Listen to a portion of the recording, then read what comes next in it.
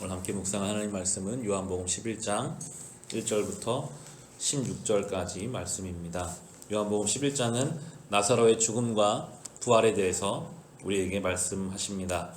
요한복음은 이 나사로를 설명할 때 예수님께서 사랑하시는 사람이라고 설명합니다. 우리 1절, 2절, 3절 말씀 같이 읽겠습니다. 한 병자가 있었는데 그는 마리아와 그의 자매 마르다의 마을 베다니에 사는 나사로였다. 마리아는 주님께 향유를 붓고 자기의 머리털로 주님의 발을 씻은 여자요, 병든 나사로는 그의 오라버니이다. 그의 누이들이 사람을 예수께로 보내서 말하였다. 주님 보십시오. 주님께서 사랑하시는 사람이 앓고 있습니다. 주님이 사랑하시는 사람인데 지금 병에 걸려 있습니다. 참 중요한 이야기를 해줍니다. 주님이 사랑하셔도 병들 수 있습니다. 주님이 사랑하셔도 지금 이 나사로가 든 병이 어떤 병인지는 모르나 이 병 때문에 나사로는 결국 죽어요. 큰 위중한 병이나 어려움에 있을 수 있습니다. 때로 우리는 그렇게 생각합니다. 내가 이런 어려움을 겪는 것이 주님이 나를 사랑하지 않기 때문이신가? 내가 뭘 주님께 잘못해서 이런 어려움 가운데 있는 것인가? 때로 우리의 삶의 고난을 그렇게 볼 수 있는데 예수님이 직접 모든 고난이 그런 것이 아닌 것을 우리에게 설명해 주시는 것이 4절인데요. 4절 같이 읽겠습니다. 예수께서 들으시고 말씀하셨다. 이 병은 죽을 병이 아니라 오히려 하나님의 영광을 드러낼 병이다. 이것으로 말미암아 하나님의 아들이 영광을 받게 될 것이다. 아멘. 병의 방향이 죽음으로 끝나는 병이 아니라 이 병은 오히려 하나님의 영광을 나타낼 병이다 라고 말씀해 주고 계십니다.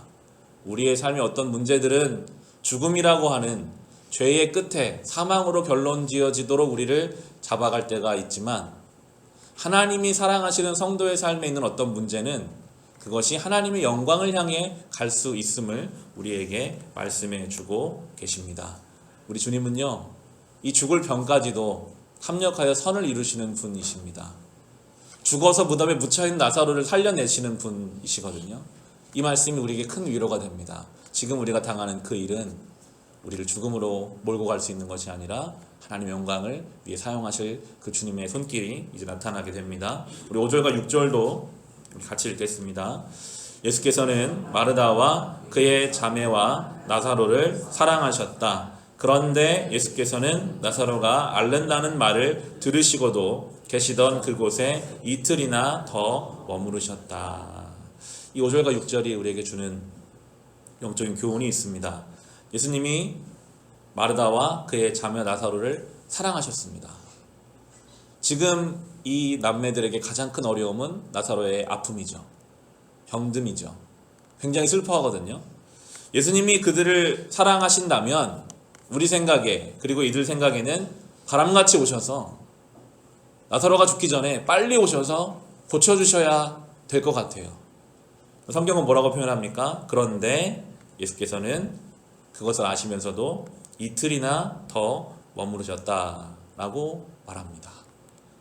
사랑하신다면 지금 당장 와서 내 기도에 응답하시고 우리 아픔을 고쳐주셔야만 주님이 나를 사랑하시는 거라고 우리는 생각할 때가 참 많은데 예수께서는 사랑하시지만 이틀을 머무셨다가 막상 가시니까 내일 본문에는 나사로 이미 죽어서 무덤에 묻혀 있어요. 다 늦은 것 같은 그때에 주님이 찾아오실 때가 있습니다. 우리가 생각하는 우리의 시간과 우리의 때가 있고 주님께서 일하시는 시간이 있습니다. 이것이 맞으면 제일 좋거든요. 그런데 맞지 않을 때가 더 많은 것 같아요. 우리 생각에는 지금이고 당장이고 빨리 하셨으면 좋겠는데 이틀 더 머무시는 주님의 시간의 방법과 의미가 있기도 하고요. 우리는 지금은 아닌 것 같은데 지금은 그냥 쉬고 싶고 아무것도 안 하고 싶은데 주님은 지금 하라고 하실 때가 있어요.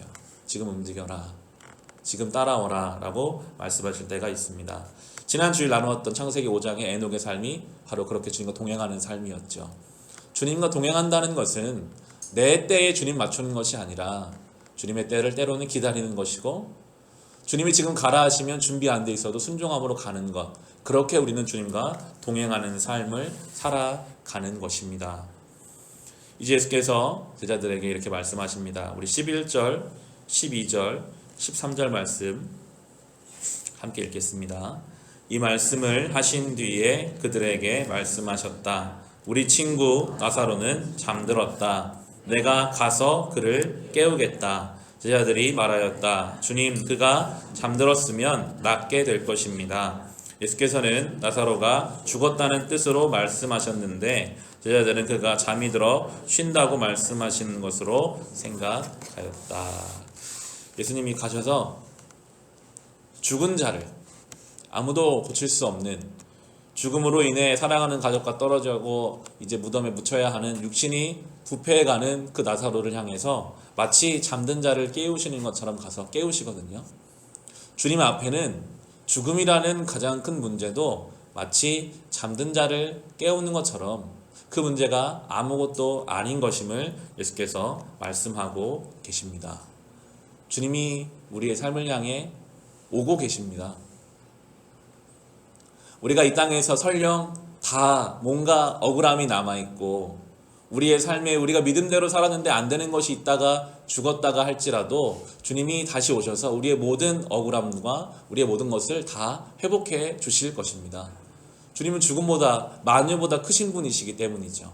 죽음도 그분은 마치 잠든 것처럼 깨우실 것이라고 말씀하시면서 그렇게 말씀하셨죠. 이 문제는, 이 병은 죽음으로 갈 것이 아니라 하나님의 영광을 위하는 것이다. 우리의 삶에 있는 어떤 문제를 향해서 주님은 주님의 시간에 맞춰 우리의 삶을 향해 다가오고 계십니다. 그 문제는 결코 사랑하는 성도들의 삶을 죽음으로 몰고 갈 수 없습니다. 반드시 합력하여 선을 이루심으로 하나님의 영광을 나타내실 것입니다. 그 하나님의 손길을 때로는 믿고 기다리며 주님이 가라 하시면 결단하여 나아갈 수 있는, 그렇게 주님과 동행하는 성도로, 주님의 시간을 같이 사는 성도로 살아갈 수 있으시기를 주님의 이름으로 축원합니다.